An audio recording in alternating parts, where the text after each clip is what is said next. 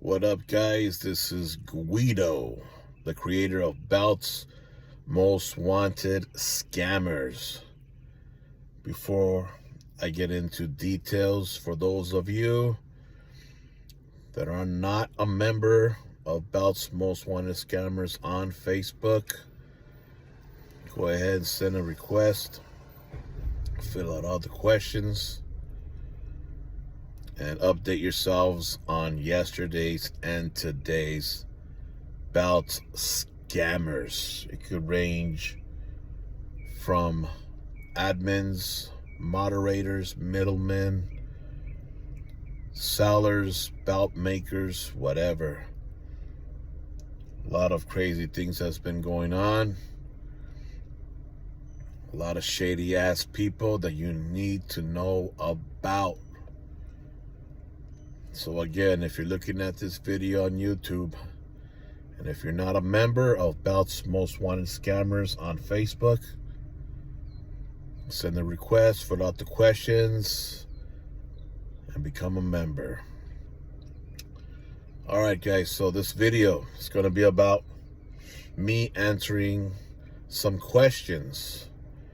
So I've been getting a lot of questions in my PM box, and I decided to make a little fun out of it. Once a month, I'll be picking out 10 questions, and I'll be doing a video on these questions. Now, it doesn't matter if it's good questions or bad, so long as it's in the form of a question, I'll go ahead and answer it here on YouTube video. So let's get to it.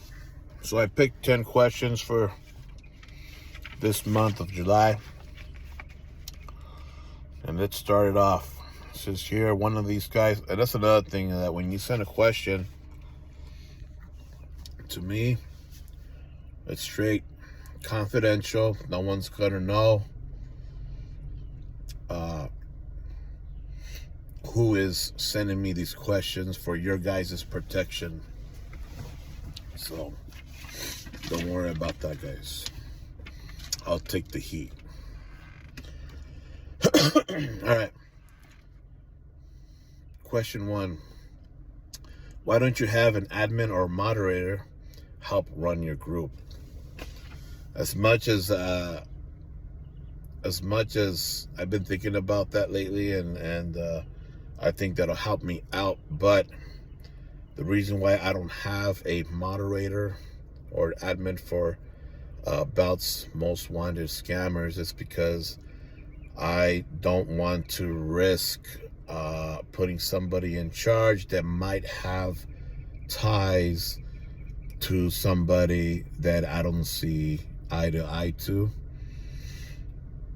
and I would rather just keep it with me only. So I praise myself to be non-biased, and that's what this group is all about, being non-biased. So there's a lot of people out there that are biased, and just don't want to risk picking somebody that might be that, or have ties to somebody that, you know, is a scammer, or a be on the lookout. That's the reason why I just keep it just me running this group, and I'm the only one that runs this group. So for those of you that think that it's more than one person, you're hearing it now. It's just me, Guido. So that answers that.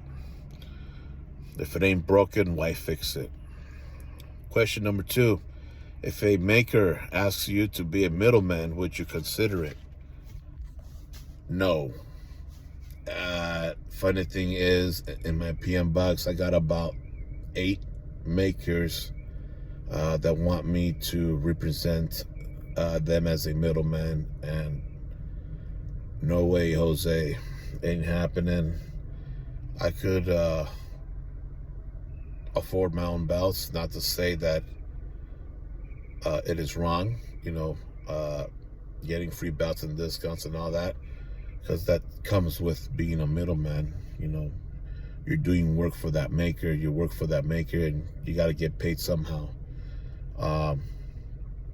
But I would rather stay away from that drama. I've seen middlemen get caught up in the mix, and things don't end up well. As y'all know, what was being said about me, what, a month ago, 2 months ago, or something like that.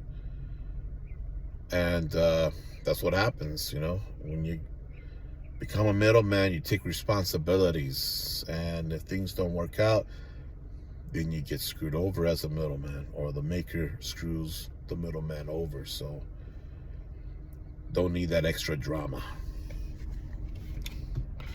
So for you makers that are sending me messages to become your middleman, thank you, but no thanks. Number 3, this is the way that this person wrote it, so I'm going to read it the way that they wrote it. It says here, I'm belt maker. Why you not approve my posts of my beauty belts? Well, for this belt maker, and it goes up for any other belt maker out there that's part of my group. No disrespect, but plain and simple, there's other groups that can accommodate your guys' requests. I don't want no promoting in my group. It just clutters up the feed. The main purpose of my group is to spread the word out in these scammers and be on the lookout. So there's other groups out there that could accommodate you makers that want to promote in my group. So, all right. Question number 4, what's up with the whole FBI vibe? The FBI vibe. So the way that I created my group to be, what's up with that? Well, that has a lot to do with what I do in my personal life, more specifically of what I do for work. So that has a lot to do with that. But not only that, that's the main reason. Another reason is because before I decided to create a scam group, I don't want to be in the same category as all the other scam groups out there on how they run their groups. So I decided to go with something that has never been done before in a scam group, and decided to go that route.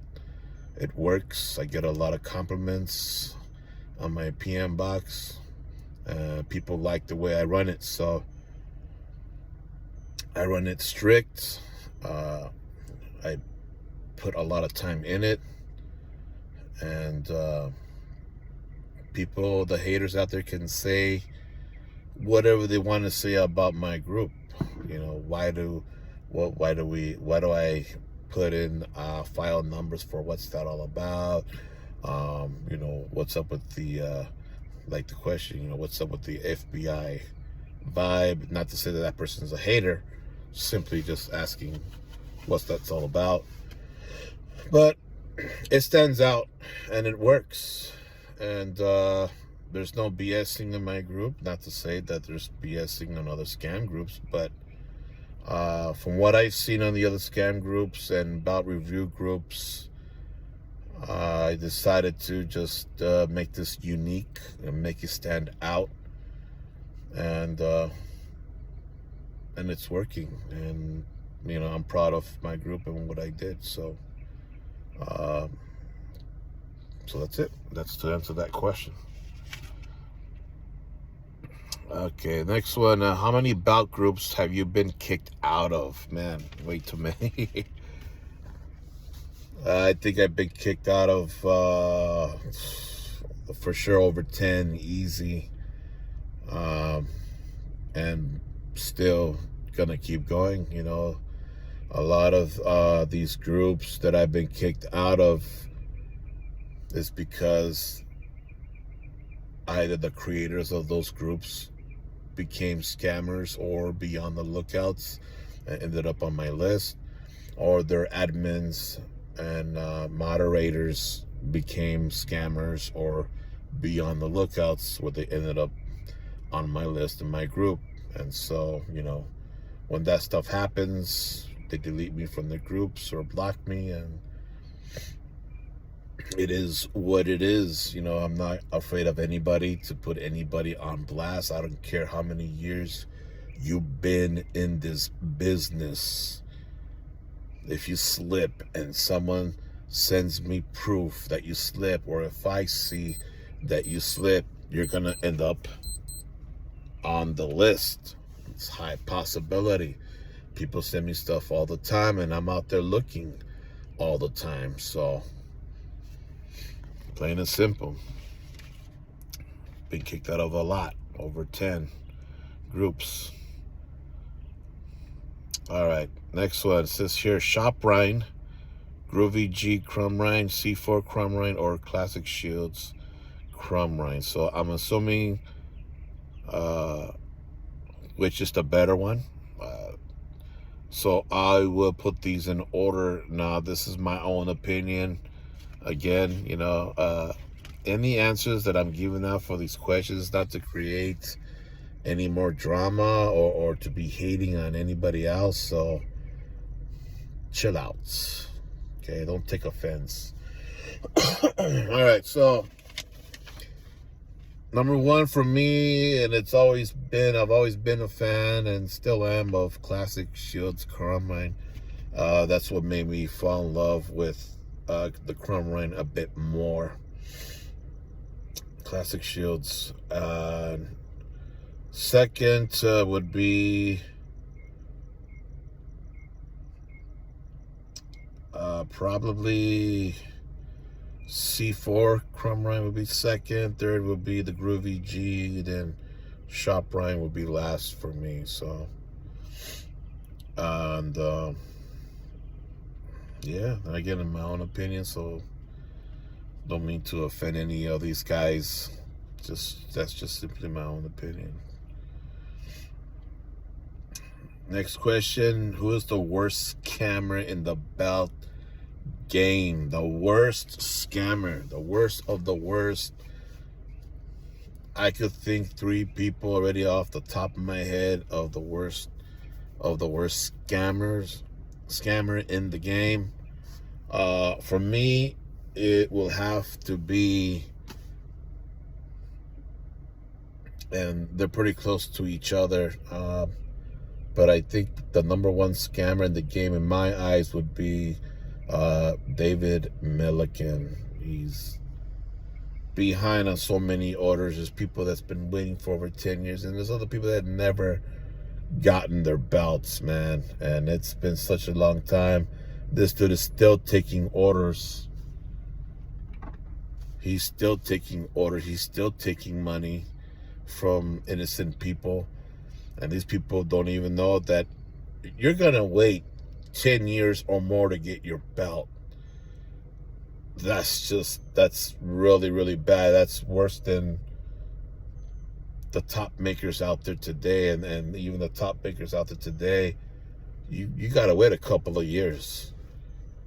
So that's the number one belt scammer for me, in my own opinion. Again, I got to say this, in my own opinion. So,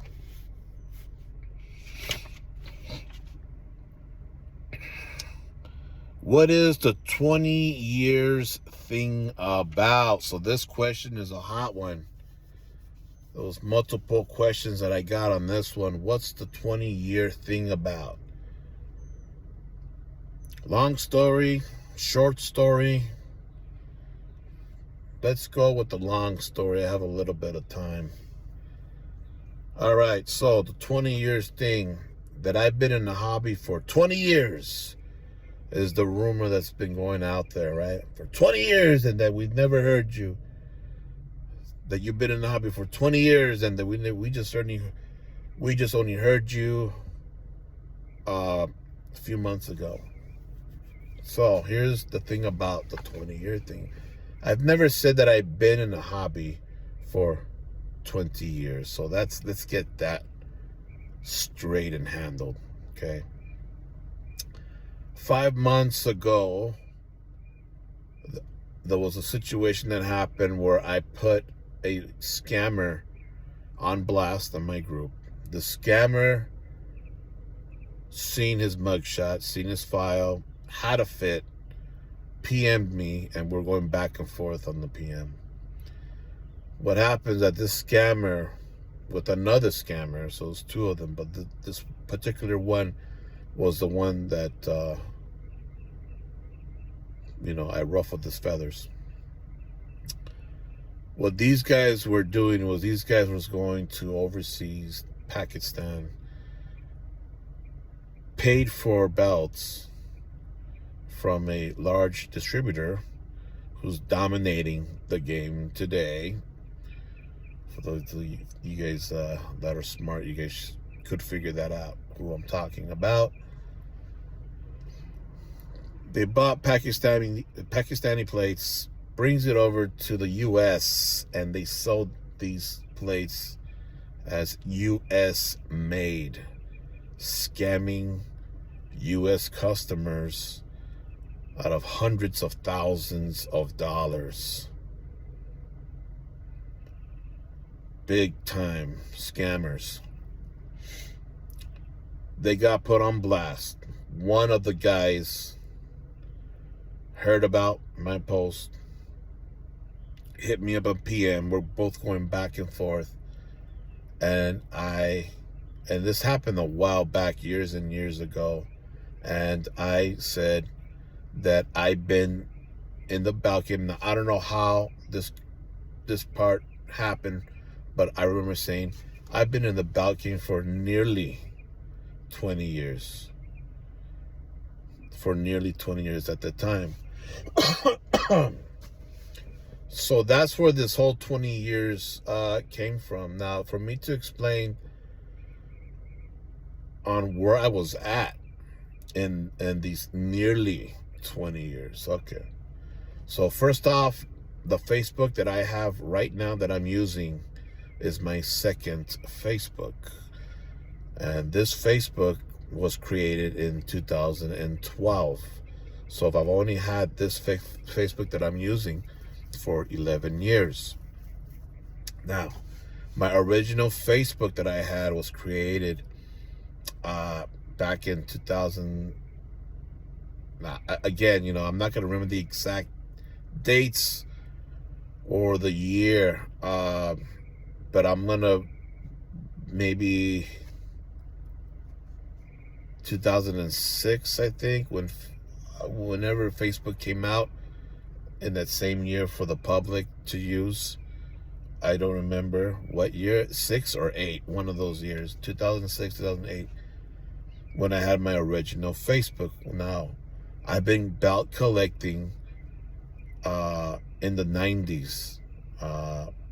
I bought belts like the WCW Big Gold.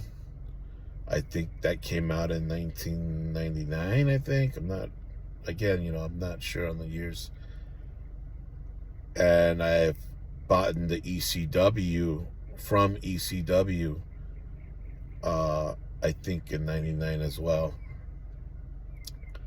But I bought other belts before those two, and it was from a magazine. What was the name of the magazine? I don't know if it was Wrestling Superstore or maybe it was called something else, but I bought a WWF Winged Eagle belt. I think it only cost like $40 at the time. And it was this cheap, really thin plastic plates, hollowed, really thin plastic plates, and the strap was this cheap, soft vinyl crap that if you pull it hard enough, it'll rip. That was my very first belt that I had. But before all of that, I would make my own belts out of cardboard and metal sheets and paint it with markers, spray can, and all of those, draw on them, foil paper, tape. So, technically I've been belt collecting since the 90s, if you want to get technical about it. But on Facebook wise, 2006, 2008, one of those years that I've been belt collecting. Now, why I say nearly 20 years, because I rounded off. I don't know the exact year. So probably in the 17-year mark, I think. Again, I'm not too sure on the exact date. But now, why people haven't heard of me? So again, when I first started, I didn't even know that there was belt groups out there. I didn't think that anybody else was interested in belts. For some reason, I just thought it was like me and my neighborhood friends. It was only like 5 of us total, and we would all make our own belts. And we did, backyard wrestling, so we would, do all that stuff. But came along, the first group that I was a member was Belt Talk at the time. Belt Talk was the major belt group and still is today. And I had bought, before I joined Belt Talk, I bought a belt from a private seller, and it was a Classic Shields crumb rind at the time. And I'd never heard of Classic Shields. And this person that I bought it from told me who was the maker. And I remember when I got it, I fell in love with it. And I compared it to the 1mm Big Gold that I have from WCW brand, not the WWE WCW, the WCW brand. And it was way better, obviously. For those of you guys that have that 1mm plate WCW belt, that you could make a curve by bending it over your knee. So anyways, I had this Classic Shields belt, and at the time I didn't know that it was a bootleg. I thought it was real. And shortly after that, I did some research on Facebook to find out that there was, belt group called Belt Talk. So I joined Belt Talk. And it was probably the worst mistake that I've done on Facebook, because I did not know that the guys from Belt Talk did not like bootlegs. And reason being, it makes sense, because people are stealing the bread from the actual maker. So I understand and I get it. But anyways, I didn't know that was a no-no. And so I was excited to show off this belt, to talk about it. I don't remember if I posted a picture on it or if I was engaged in a conversation that I seen about similar. Oh, I got that one too. I remember saying something like, yeah, I got one too. Oh yeah, where'd you get it from? And I remember I said I got it, the maker I got it from a private seller, but the maker is from Classic Shields. Boy, was that a mistake. I got grilled. I got publicly executed. It's funny now, but back then it was not funny. It was like storming into a beehive, and they just went all over you. And that's what happened with Belt Talk. And yeah, so I was put on blast. I was made fun of. I didn't know that bootlegs were bad. And I got my ass chewed out, spit out, chewed again, spit out again, shitted on, everything. And understandably so. I get it. So after when that happened, I felt embarrassed, man, and went on a hiatus when it came down to belts. I decided to chill out after when I joined that group. Still became the member of the group because I love seeing people's belts, man. Again, it was something that I love to see, to learn from. And shortly, years went by. I joined Championship Belt Universe when Josh Scammer was running it. And then there was another belt group that I joined. I forgot which one, but these groups, bootlegs were okay. And this was back then when the word bootleg was, was strong. People used that word bootleg all the time back then, and it was a bad thing. Unlike today, now, that word is not used as much. Everybody now has bootleg belts, and it's now, if anything, like 90% of the belt groups out there allows it, and they're okay with it. But back then, it was a big no, you cannot have bootleg belts. Just couldn't. But yeah, I joined a couple of groups. As years went by, groups was forming away from Belt Talk, and came the year of from 2009 through 2014 is when I disappeared. I disappeared from 2009 to 2014. But before 2009, what I would do is, even after I got ridiculed and chewed out, I would like a comment or leave a comment on somebody or on a group or whatever, like a picture, things like that. But when it came down to me posting belts, as when years went by, I started to buy belts from private sellers. I wouldn't post it in groups, because of what happened. But 2009 to 2014, I was pretty much absent from the group. Now, what do I mean by being absent? So meaning I was still a member of these groups. I never left the groups, and I will still chime in as far as for just looking into these groups and checking out to see, what was going on. Because now at this point, people was getting belts made overseas more now.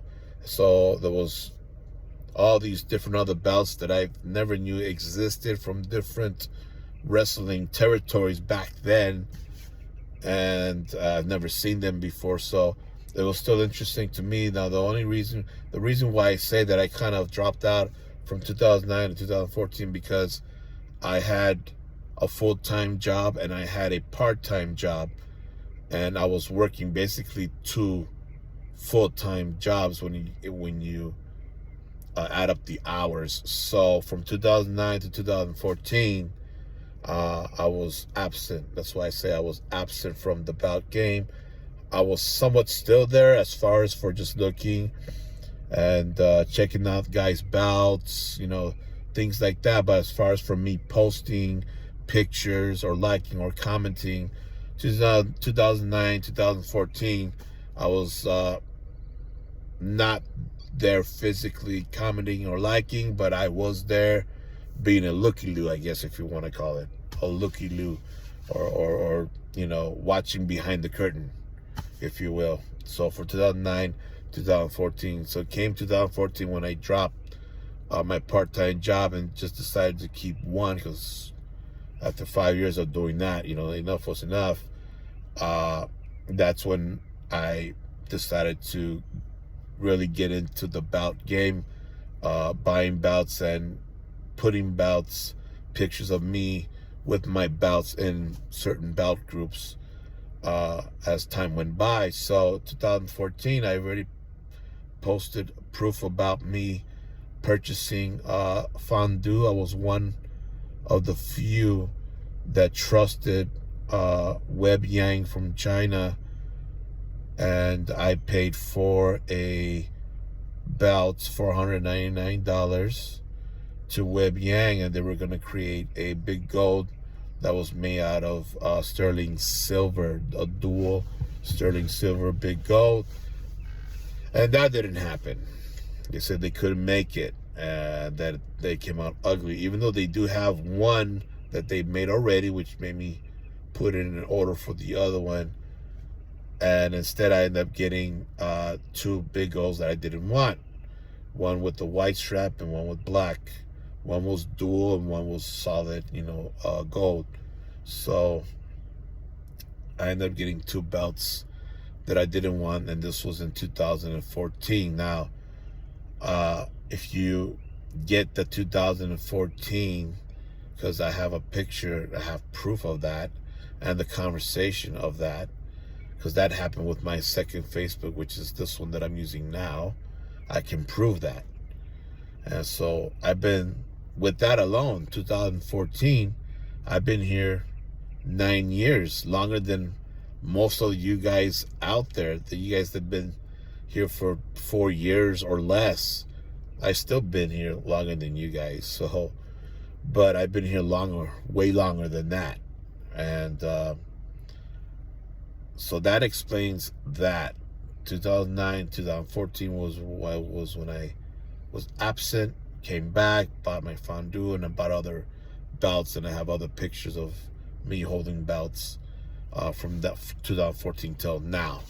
But I wish I can go back to my first Facebook and take out the pictures from there, because I have pictures of myself with belts in my own, the first Facebook that I have, but I didn't post onto the belt groups because of what happened to me at, Belt Talk with the bootlegs. So, but that's how long I've been here. Now, whether you guys want to believe that or not, that's up to you guys. For me personally, believe whatever you want to believe. But that's how this whole 20-year thing started. So technically, if I want to get technical about it, I think I've been in this belt game for sure over 10 years. I say about, the number 17 pops in my mind. It's like about 17 years. So at least 17. So that's why I said nearly 20 years, because, 17 years is nearly 20 years. So that explains on when somebody said that I've been here for 20 years. No, I never said that. I said I've been in the belt game for nearly 20 years. So that settles that. But I would try to, the only place that I have those pictures from those times is my old cell phones that I have, and I go through a cell phone once every 2 years. I got 10 of them that I got to go through and find chargers to. And if I ever have those pictures, I'll be able to post those pictures from way back then and many pounds before now. So, all right. That was question number 9. Question 10. This is another good one. It says here, the belt hobby needs you guys. What would it take to get Guido and Gary Sutton to get along? So you guys know what's going out there with me and Gary, and what would it take for us to get along? So honestly, I think a lot of shit's been said to where it's at the point that it's beyond repair. I don't like to be accused of being a scammer when I did not scam anybody, and I'll never scam anyone, even if I was buying a belt from a known scammer, because that's the integrity that I have. I got a model that I follow, especially being a creator of Bout's Most Wanted Scammers, which is a scam group, I can't be doing that. So by Gary, more specifically, to start off with Sean Randall, labeling me a scammer, saying that I scammed him of $150, and Gary being a dumbass, running the ball with Sean without knowing what really happened, really put a stain on their names during this thing, because I never scammed nobody. Labeled a scammer because I opened up a PayPal claim because a bout came damaged. So if we want to get technical about it, long story short, again, I already explained myself on this situation, and I'll gladly do it again. The long story short was, when I had paid fully $555 to Thor through Sean's PayPal account, so meaning Sean took my $555 and gave it to Thor, and probably pocketed a percentage because he's the middleman of Thor. I never got a bout or a tracking number for like over 2 weeks or almost 3 weeks. No tracking, and no bout was shipped. So it's been about 3 weeks that this was going on, so I decided to open up a PayPal claim for a full refund of $555. Now, when this was happening, Thor had already sent me pictures of my bout being completed, so I knew it was ready. What's taking him so long to send a tracking? Normally tracking goes like the next day or in 2 days. At this point, I was already been waiting for about 3 weeks. No tracking and no bout was sent. Now, Sean lied, and he said, this is the part here that I'm labeled a scammer. Sean lied and said that once I received tracking and once I seen that the bout was being shipped, that I opened up a PayPal claim. And that is not true. I opened up a PayPal claim before I got tracking and before that bout was even shipped for full refund. Now, what happened? Eventually, I got a tracking. So I said, okay, I'm going to drop the full refund PayPal claim as soon as I get the bout, because now I got to make sure that I'm even getting a bout. And I got to make sure that I'm not getting a brick in the box or a vinyl strap like other guys have been caught. So what happens? I get the bout, did an open box bout review. So my bout's there, but now the bout has damages. So what do? I close the PayPal claim for full refund, which is the $555, because now I got a bout. But now I open up another claim for a $150 because Thor refused to compensate me for all the damages that I got from the bout. A lot of damages. Sean couldn't help me. Thor refused to help me. So I opened up a claim for $150. Sean says that I scammed him out of $150 because he says he had nothing to do with it. I'm saying that I paid through Sean Randall's PayPal account, meaning I gave him the money and he gave it to Thor, and he pocketed probably some of it for himself.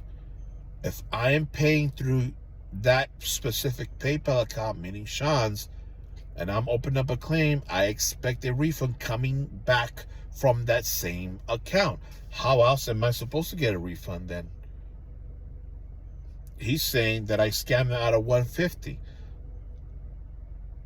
I never scammed him out of $150. I simply opened up a PayPal claim for $150 because that bout was damaged. Now remember, guys, you guys need to keep in mind that when one opens up a PayPal claim, they want proof and evidence. And they want a summary of why you're opening a claim. That's what I did. I sent him pictures of the belts. The belts came damaged. Thor and Sean Randall's refusing to help me to compensate, and I'm asking only for $150 a refund. And Sean fought me through that, so he had to go and prove, and he had to go and show PayPal or convince PayPal otherwise, and he couldn't because he had zero proof that I was he had zero proof that this had nothing to do with him when it did. It was his PayPal account. So PayPal decided to award me more than what I was asking, which was $405. They gave me $405 instead of $150. So, me being the honest guy that I am, I went ahead and I told him, look, don't worry, because he got worried. I'm going to take my $150 and I'm going to give you the rest. He said, all right, cool, that's fine. And that's what happened. But he still claims to today that I scammed him out of $150. It wasn't a scam. I paid to your account $555. Got my belt damaged. Asked you for help. Asked Thor for help. No one couldn't help me. I got ignored. Time ran out. It's time to pay me my $150. And you labeled me a scammer. And you, Sean, know I didn't scam you.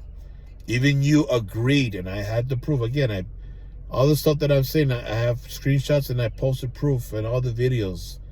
Those of you that are watching this YouTube don't know what I'm talking about, check out my other videos. I provided proof to PayPal, and they awarded me the money. And I gave Sean back his money, but I took the $150. So I've never scammed you, Sean. You know it. Gary, you're an idiot to believe, Sean. Now you got your name dirty because I didn't scam Sean. Both of you guys saying that I scammed when I didn't. Even Sean admitted if he was in my footsteps and if he was going through this situation, he would have done the same thing, he said. And it's on the screenshot and it's highlighted with red markings so everybody can see. Even Sean agrees that what I did, he would have done. So what the fuck? He's just soured and he's just pissed off because I put him on blast as a be on the lookout. Watch out for this guy, because if there's a flaw on the belt or if there's something wrong with the belt, if you want a refund, this fucker right here, Sean Randall, is not going to help you out. That's what that means. Be on the lookout. You should have been a scammer. I should have put you down as a scammer because you fought me through you fought me through PayPal. But anyways, all the details are on the other videos, guys. There's pictures and screenshots. If you guys want to take a look at pictures and screenshots, you need to become a member of Bout's Most Wanted Scammers. All the pictures and screenshots are posted on the comment section of the videos. And those of you that are members and you're interested in reading this story on what happened, check it out. Check it out. Just type in Sean Randall in the search bar, or his file number 22-0050, and check it out for yourselves. But anyways, enough of this crap. Getting a little carried away here. So that was the last question. What would it take for Guido and Gary Sutton to get along? So nothing. We're never gonna get along. He's a piece of shit and a lying piece of shit, and that's just the way it is. All right, guys. Peace.